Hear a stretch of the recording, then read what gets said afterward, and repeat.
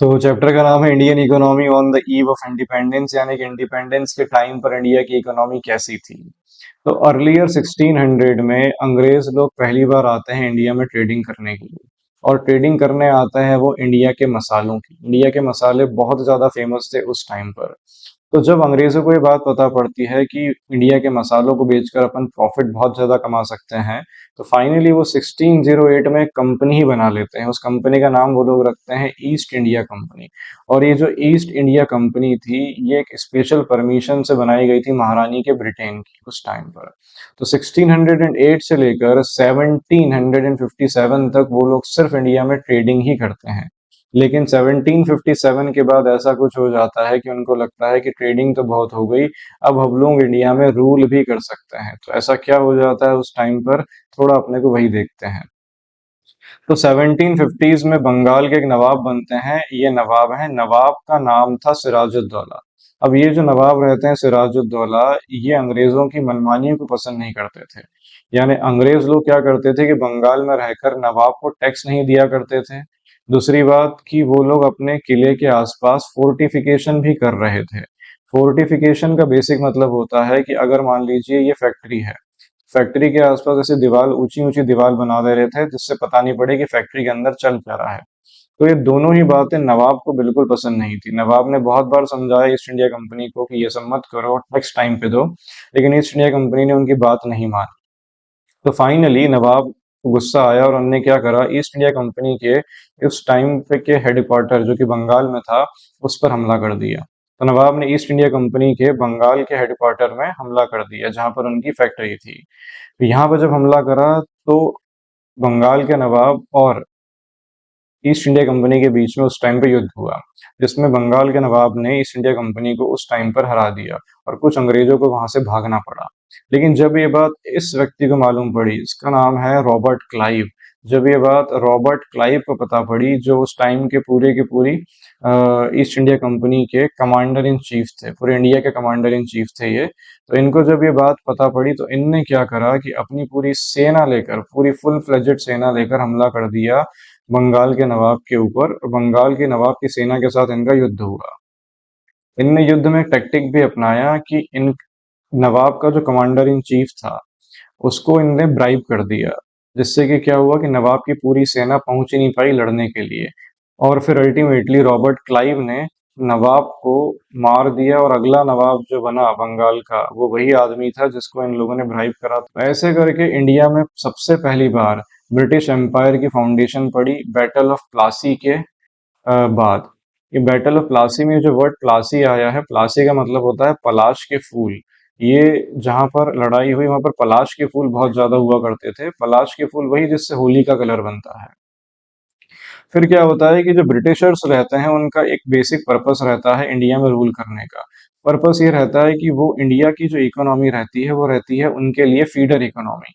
यानी कि उनके डेवलपमेंट के लिए उन लोगों ने इंडिया को एक रिसोर्स बना रखा था कि जो भी चीज़ चाहिए, अरे इंडिया से ले चलते हैं। तो ब्रिटिश इकोनॉमी को जो डेवलप करा गया है वो किसने करा है, इंडिया की इकोनॉमी से ही उनका डेवलपमेंट हुआ है। यही कारण था उनके यहाँ पर रूल करने का।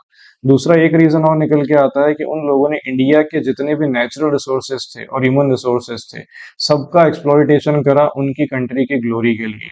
तो उन लोगों ने हमारी इकोनॉमी को फीडर इकोनॉमी के जैसे ट्रीट करा और हमारे ही रिसोर्सेज का यूज करा काई के लिए, उनके अपने देश को चमकाने के लिए। तो ये चीज हुई। फिर 1757 से लेकर 1947 तक अंग्रेजों ने इंडिया में रूल करा, बहुत गंदा रूल करा। 190 ईयर्स का ये अप्रोक्सीमेटली समय होता है। Finally India got independence in the year 1947।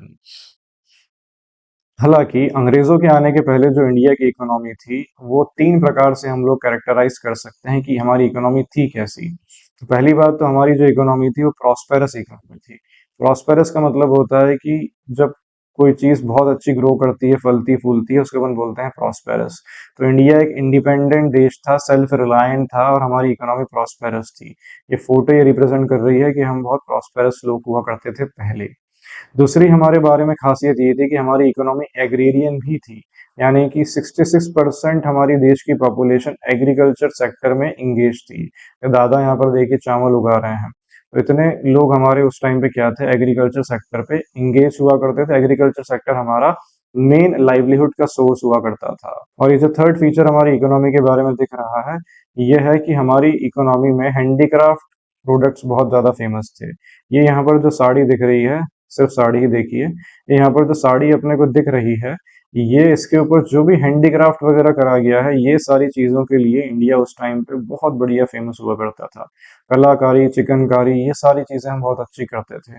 इसके अलावा हमारे कपड़े का मटेरियल भी बहुत अच्छा होता था। कॉटन की क्वालिटी बहुत अच्छी होती थी, सिल्क की क्वालिटी बहुत अच्छी होती थी। बहुत अच्छा मार्केट था हमारा पूरे के पूरे आसपास के शहरों में, देशों में। और हमारे यहाँ पर एक टेक्सटाइल इंडस्ट्री भी थी बंगाल में, जिसका कि एक कपड़ा हुआ करता था, मसलिन नाम था उसका।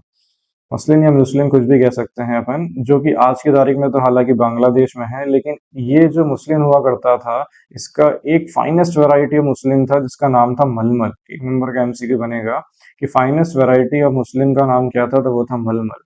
तो मलमल का कपड़ा बहुत ही ज्यादा सॉफ्ट होता है, इतना सॉफ्ट होता है कि अगर इतनी बड़ी एक चादर है, उस चादर को अगर आप मुट्ठी में ले लोगे तो वो पूरी मुट्ठी में आ जाएगी, इतना सॉफ्ट है, इतना ज्यादा बढ़िया होता है। हालांकि वो कपड़ा यूजुअली उस टाइम पे रॉयल्टी के लिए माना जाता था, मतलब रॉयल लोग पहनते थे, राजा पहनते थे, उनकी रानियां पहनती थी, रानियों की सहेलियां पहनती थी, बट रानियां भी पहन लेती थी। तो ये चीजें उस टाइम पे बहुत फेमस हुआ करती थी।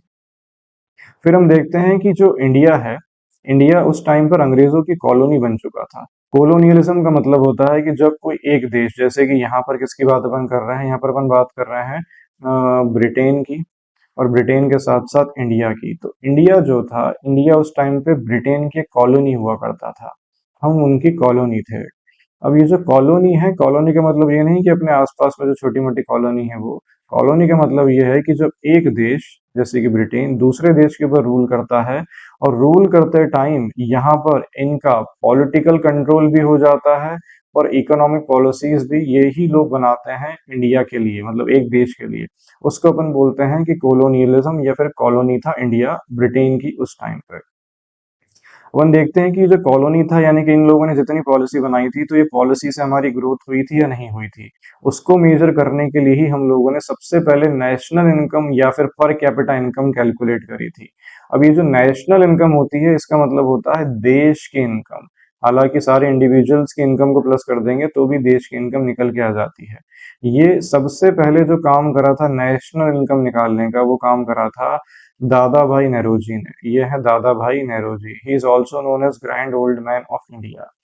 तो दादा भाई नेहरू जी जो थे, इनने नेशनल इनकम कैलकुलेट करा। फॉर एग्जाम्पल मान लीजिए ये एक देश है, इस देश में 5 लोग हैं। अब अगर ये 5 लोगों की इनकम 20-20 रुपए है, तो देश की इनकम कितनी हो गई, 100 रुपए हो गई। मतलब पर इंडिविजुअल की इनकम 20 रुपए है, तो देश की इनकम कितनी हो गई, 100 रुपए हो गई। तो ये हमने निकाल दी नेशनल इनकम।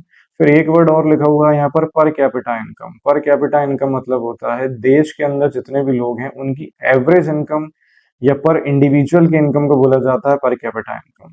जैसे कि national income divided by total population is known as per capita income.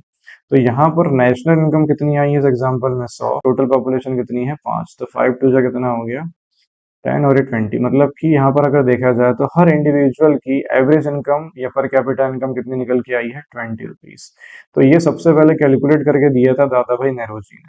हालांकि इनके एस्टिमेट्स इतने ज्यादा अच्छे नहीं माने जाते हैं, लेकिन he was the first person to calculate India's national income. सबसे अच्छे एस्टिमेट्स जिनके माने जाते हैं उनका नाम था डॉक्टर राव। यानी कि ये भी एमसीक्यू बनेगा कि whose estimates were more significant in terms of calculating national income, तो उसका आंसर रहेगा डॉक्टर राव। लेकिन who was the first person to calculate India's national income, तो उसका आंसर रहेगा दादा भाई नेहरूजी। Do remember this. फिर इसी स्टडी में ये भी पाया गया, या बाद के स्टडीज में ये पाया गया कि इंडिया का जो एग्रीगेट रियल आउटपुट है, एग्रीगेट रियल आउटपुट का मतलब होता है कि किस रेट से कोई देश ग्रो कर रहा है। फॉर एग्जाम्पल देश में पिछले साल 100 रुपए का सामान बना, और ये 100 रुपए का जो सामान बना पिछले साल, इस साल ये 100 रुपए का सामान बढ़ के हो गया 102 रुपए का। तो यहाँ पर एग्रीगेट रियल आउटपुट 2% से ग्रो करा। फिर यहाँ पर एक चीज और दी हुई है जिसका नाम है पर कैपिटा आउटपुट। ये पर कैपिटा आउटपुट का मतलब क्या है कि एक इंडिविजुअल का देश के प्रोडक्शन में कितना कंट्रीब्यूशन है, तो ये ग्रो कर रहा था 0.5% के रेट से। यानी कि अगर हम इंडिया के 100 साल का एग्रीगेट रियल आउटपुट निकाले तो वो 2% से ग्रो कर रहा था, और पर कैपिटा आउटपुट निकाले तो वो 0.5% से ग्रो कर रहा था। तो ये चीजें हम लोगों ने देखी थी, जो कि ये बहुत ही ज्यादा कम है। फिर हम यहाँ देखते हैं कि इंडिया की नेशनल इनकम आज की तारीख में इतनी दी हुई है, ऐसे just for the information purpose है, ऐसा एग्जाम में पूछते नहीं है। अब अपन आते हैं इंडिया के एग्रीकल्चरल सेक्टर पे, यानी कि एग्रीकल्चर सेक्टर उस टाइम पे इंडिया का कैसा हुआ करता था। हालांकि ऐसा है कि अंग्रेजों के पहले भी इतना ज्यादा अच्छा एग्रीकल्चर सेक्टर नहीं हुआ करता था इंडिया का, क्योंकि इंडिया में क्या था कि 85% जो लोग थे, 85% जो कंट्री की पॉपुलेशन थी, वो गांव में रहा करती थी, और उनकी जो लाइवलीहुड है वो या तो डायरेक्टली या फिर इनडायरेक्टली एग्रीकल्चर से ही लिया करती थी। डायरेक्टली का मतलब है कि डायरेक्टली आप एग्रीकल्चर ही कर रहे हो, और इनडायरेक्टली का मतलब है कि एग्रीकल्चर उसकी अलाइड एक्टिविटीज में इंगेज्ड हो। फॉर एग्जांपल एग्रीकल्चर की अलाइड एक्टिविटी होती है हॉर्टिकल्चर, हॉर्टिकल्चर मतलब फूलों का, सब्जियों का, वो सारी चीजें। इसके अलावा फिशिंग वगैरह भी इसी में आती है। इसके अलावा पोल्ट्री फार्मिंग भी एग्रीकल्चर सेक्टर में ही आती है। तो ऐसे करके ये अलाइड एक्टिविटीज हैं। तो इन सब में मिलाकर 85% लोग इंगेज थे उसमें, डेयरी भी इसी में आती है।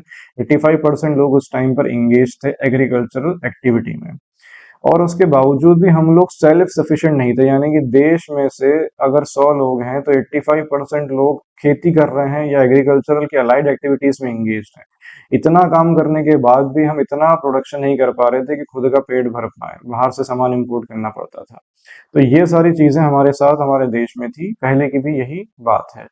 हम देखते हैं कि वो तो ठीक है, लेकिन अंग्रेजों ने इस कंडीशन को वर्स कर दिया और ज्यादा स्थिति हम लोगों की खराब कर दी। यानी हमारे एग्रीकल्चर सेक्टर में स्टेग्नेशन ही आ गया। स्टेग्नेशन मतलब होता है या तो बिल्कुल ही ग्रोथ ना होना, या होना भी तो बहुत धीरे धीरे धीरे ग्रोथ होना, इसको बोलते हैं स्टेग्नेशन। जैसे नाली में पानी जम जाता है उसको अपन बोलते हैं स्टेगनेंट वाटर, मतलब कि वो ना निकल पा रहा है ना कुछ कर पा रहा है, ऊपर से बदबू अलग कर दे रहा है। तो वैसे ही स्टैग्नेशन इन एग्रीकल्चर सेक्टर, यानी एग्रीकल्चर सेक्टर में स्टैग्नेशन आ गया था, स्थिरता आ गई थी। उसके क्या रीजन थे?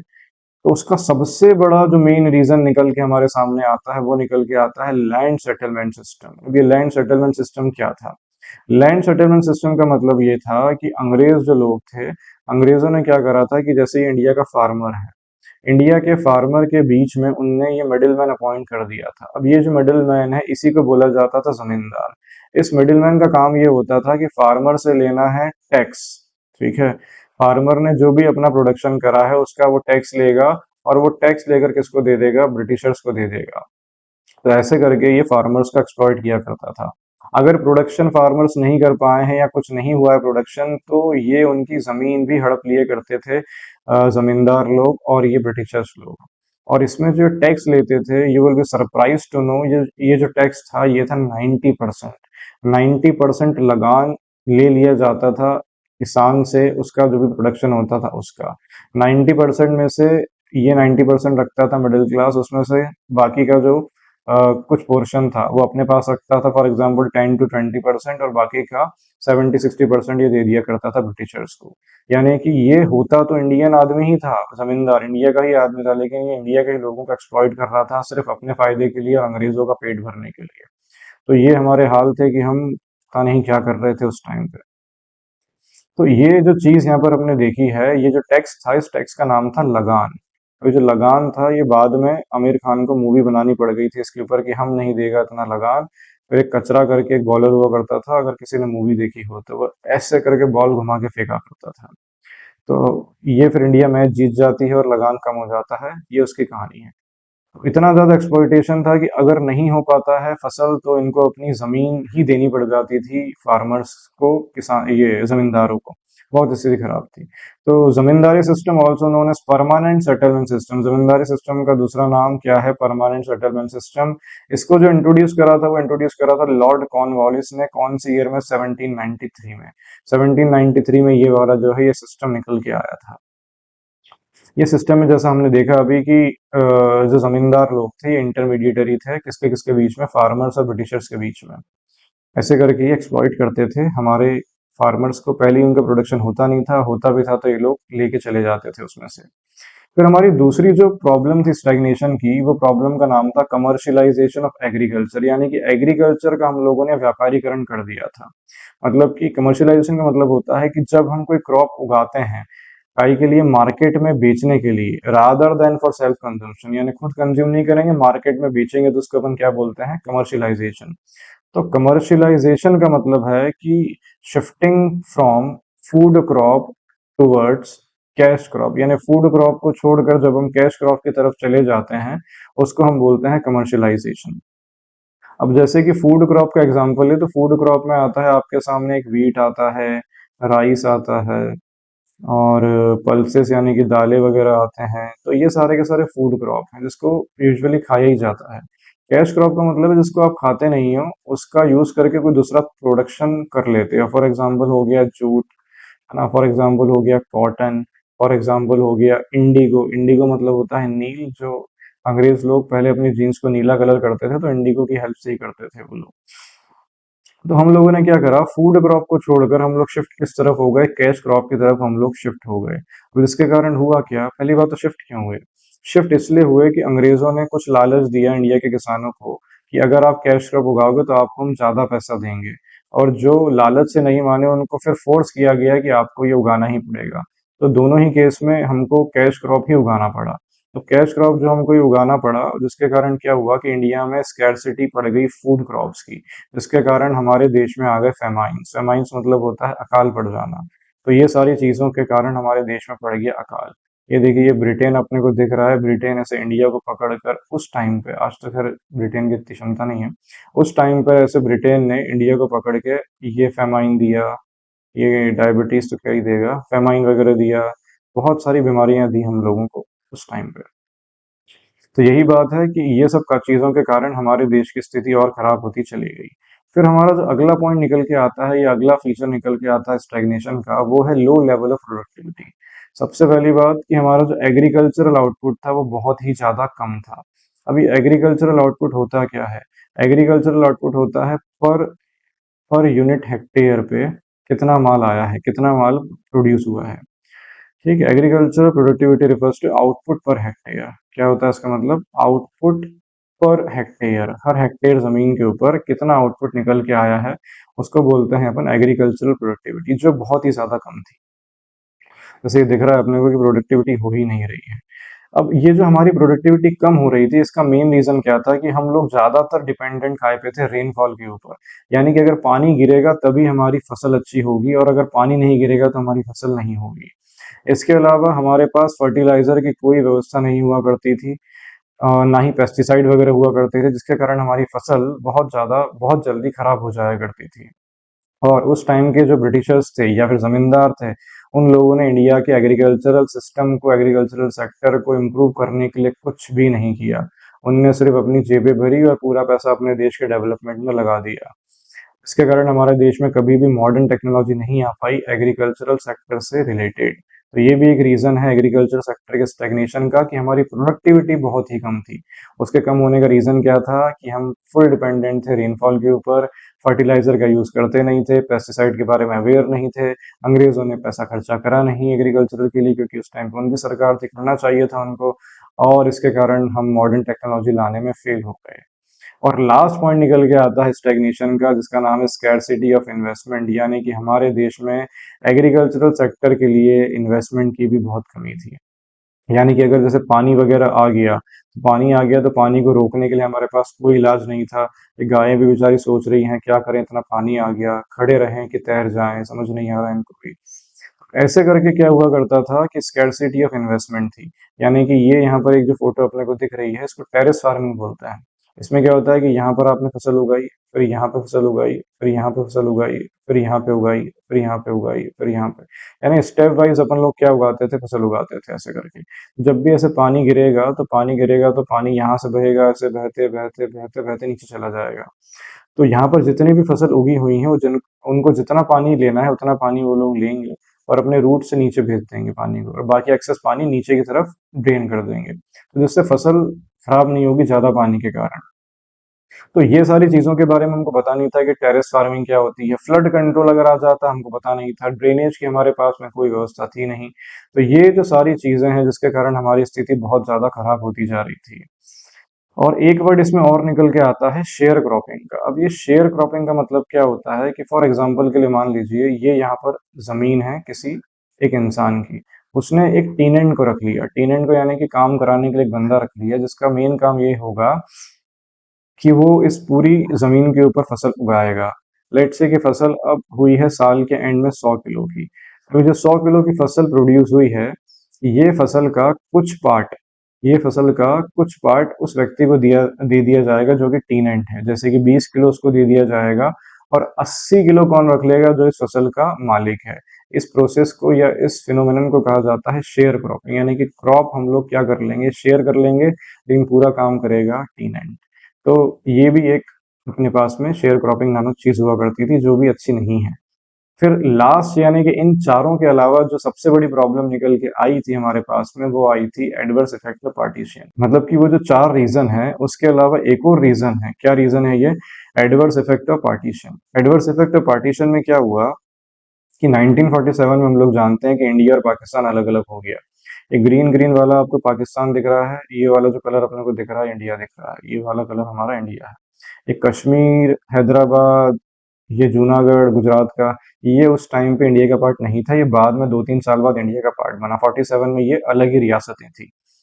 तो ये यहाँ पर दिख रहा है अपने को, भगवा रंग पूरा इंडिया वो करता था, और ये वाला जो है ये ईस्ट पाकिस्तान का था। इसको अपन ने आजाद करवा दिया था 1971 में। इसको धीरे से आजाद करवा के अपन ने नाम दे दिया था बांग्लादेश। जो आज बांग्लादेश है, पहले ही पाकिस्तान था।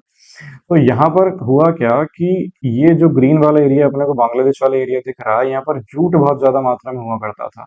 अब इंडिया का डिवीजन हो गया भारत पाकिस्तान में, तो जो जूट प्रोड्यूसिंग ज्यादातर जमीन थी वो कहाँ चलेगी? पाकिस्तान के पास चलेगी। सेम कहानी यहाँ पर भी हुई। यहाँ से नदियां निकलती हैं, ये हिमालय, हिमालय से नदियां निकलती है, ये झेलम नदी जा रही है, फिर चेना, फिर रावी, सतलज, ऐसे करके नदियां निकलती हैं इस पर्टिकुलर एरिया से। तो जहां पर भी नदियां होती हैं, नदियों के आसपास की जमीन बहुत ज्यादा फर्टाइल होती है। तो ये पूरा जो बेल्ट अपने को दिख रहा है, ये पूरा बेल्ट बहुत ज्यादा फर्टाइल था। यहाँ पे कॉटन बहुत ज्यादा होता था। लेकिन प्रॉब्लम क्या है कि ये जमीन तो पार्टीशन के बाद पाकिस्तान के पास चली गई। तो एक तो वो 4 प्रॉब्लम जो हमने पढ़ी वो थी, उसके अलावा ये पार्टीशन कर दिया तो और हमारी स्थिति खराब हो गई। तो ये सारे रीजन थे जिसके कारण कि हमारा जो है एग्रीकल्चर सेक्टर डिक्लाइन होता चला गया। तो इस चैप्टर में हम लोगों ने अभी तक क्या-क्या चीजें पढ़ी हैं? सबसे पहले हम लोगों ने ये देखा कि चैप्टर का नाम क्या है। तो चैप्टर का नाम था Indian economy on the eve of independence. फिर सेकंड वाली जो चीज हम लोगों ने पढ़ी वो ये पढ़ी कि इंडिया की जो इकोनॉमी है उसमें चेंज आना चालू हुआ बैटल ऑफ प्लासी के बाद में। बैटल ऑफ प्लासी कब हुआ था? 1757 में हुआ था। किसके किसके बीच में हुआ था? बंगाल के नवाब सिराजुद्दौला वर्सेस रॉबर्ट क्लाइव या फिर ईस्ट इंडिया कंपनी, जिसमें ईस्ट इंडिया कंपनी ने बंगाल के नवाब को हरा दिया था और मार दिया था। फिर हम देखते हैं कि इंडिया की इकोनॉमी को अंग्रेजों ने यूज करा, काहे के लिए यूज करा? एक तो फीडर इकोनॉमी के लिए, यानी अपनी इकोनॉमी को फीड करने के लिए, और दूसरा जो उन लोगों ने यूज करा वो यूज करा कि हमारा एक्सप्लॉइटेशन करा, नेचुरल रिसोर्सेज का भी और मैन मेड रिसोर्सेज का भी। इन दोनों का हमारा शोषण हुआ, एक्सप्लॉइटेशन हुआ। फिर हमने इस चैप्टर में आगे ये पढ़ा कि before the advent of British rule, यानी ब्रिटिश रूल के आने के पहले इंडिया की इकोनॉमी थी अपनी 3 प्रकार की। कौन कौन सी थी? इंडिया की इकोनॉमी के फीचर्स से 3। पहले नंबर पर तो हमारी इकोनॉमी थी प्रॉस्पेरस इकोनॉमी। दूसरी बात हमारी इकोनॉमी जो थी वो थी एग्रेरियन इकोनॉमी, क्योंकि हमारे बहुत सारे यानी कि 66% जो लोग थे वो काय पे डिपेंडेंट थे? एग्रीकल्चर पे। और लास्ट वाला था India economy was well known for handicraft products, यानी हम लोग हैंडीक्राफ्ट के लिए बहुत अच्छी तरह से जाने जाते थे उस टाइम पे। फिर हमने इस चैप्टर में आगे पढ़ा कि इतना सब होने के बाद में एक कॉटन टेक्सटाइल थी बांग्लादेश में, आज के बांग्लादेश में, और उसका जो एक टुकड़ा था जिसका नाम था मुस्लिन। और इस मुस्लिन का भी फाइनेस्ट वैरायटी मुस्लिम मुस्लिन नोन एज मलमल। तो ये जो मलमल का कपड़ा था ये बहुत ज्यादा फेमस था। रॉयल्टी लोग यानी कि राजा, राजे, नवाब, नवाब की नवाबियां, ये सब पहना करते थे क्या? मलमल का कपड़ा। फिर हमने इसी में देखा कि इंडिया का जो डेवलपमेंट था वो बहुत ही कम था। लेकिन सबसे पहले नेशनल इनकम को कैलकुलेट करने वाले व्यक्ति का नाम था दादा भाई नेहरूजी। सबसे पहले नेशनल इनकम कैलकुलेट करी थी। हालांकि जो सबसे सटीक एस्टिमेट्स बताए जाते हैं वो किसके बताए जाते थे? डॉक्टर राव के। यानी who was the first person to calculate India's national income? तो he was Dadabhai Naoroji. But whose estimates were more significant या मोस्ट सिग्निफिकेंट, तो आंसर क्या रहेगा उसका? डॉक्टर राव। फिर हमने देखा था कि पर कैपिटा इनकम भी निकाली थी और नेशनल इनकम भी निकाली थी। फिर एग्रीगेट रियल आउटपुट जो था, यानी देश का जो एग्रीगेट रियल आउटपुट था वो 2% से ग्रो हुआ था पूरे के पूरे 100 सालों में, और पर कैपिटा आउटपुट 0.5% से ग्रो करा था पूरे 100 सालों के टेन्योर में। तो ये हम लोगों ने पढ़ा। फिर हमने फाइनली पढ़ा कि इंडिया के एग्रीकल्चर सेक्टर के डिक्लाइन के पीछे कितने रीजन निकल के आते हैं। 4 रीजन निकल के आते हैं। पहला रीजन क्या था हमारे सामने? पहला रीजन था land settlement system. Land settlement system में हम लोगों ने देखा था कि land settlement system, also known as permanent settlement system, which was introduced by Lord Cornwallis in the year 1793. In this particular system, a zamindar was appointed by Britishers, और उसका काम था he was free to extract lagaan as much as he can. उसने बहुत शोषण करा। Land settlement system के बाद में हम लोगों ने जो दूसरा पॉइंट देखा था वो ये देखा था कमर्शियलाइजेशन ऑफ एग्रीकल्चर, यानी कि एग्रीकल्चर का कमर्शियलाइजेशन था। It simply refers to shifting from food crop towards cash crop. तो ये भी एक प्रॉब्लम थी जिसके कारण इंडिया में फेमाइन्स आ गए थे। और थर्ड वाला पॉइंट जो हम लोग देखते हैं वो हमने देखा था कि लो प्रोडक्टिविटी। लो प्रोडक्टिविटी मतलब हमारे यहाँ पर देश में प्रोडक्टिविटी बहुत ही कम थी, क्योंकि we were highly dependent on rainfall and we did not use fertilizer as well as pesticide. तो ये प्रॉब्लम्स हम लोग फेस कर रहे थे। और लास्ट वाला जो पॉइंट हमने देखा वो ये था कि स्कैरसिटी ऑफ इन्वेस्टमेंट, यानी कि स्कैरसिटी थी काय की? इन्वेस्टमेंट की। हमारे पास पैसा ही नहीं था, हमें टेरेस फार्मिंग क्या होती है ये चीजें पता ही नहीं थी, फ्लड कंट्रोल कैसे करना है ये भी नहीं पता होता था। तो ये सारी प्रॉब्लम्स हम लोग फेस कर रहे थे। इसी में एक पॉइंट दिया हुआ है शेयर क्रॉपिंग करके भी, यानी कि जब क्रॉप शेयर कर लिया जाता है टेनेंट और लैंडलॉर्ड के बीच में, उसको क्या बोला जाता है? Share cropping. इन चार प्रॉब्लम्स के अलावा जो पांचवी प्रॉब्लम हम लोगों ने आज पढ़ी वो ये है एडवर्स इफेक्ट ऑफ पार्टीशन, यानी कि पार्टीशन का भी इम्पैक्ट हुआ इंडिया की इकोनॉमी के ऊपर। Thank you so much. I hope so कि सबको समझ में आया होगा।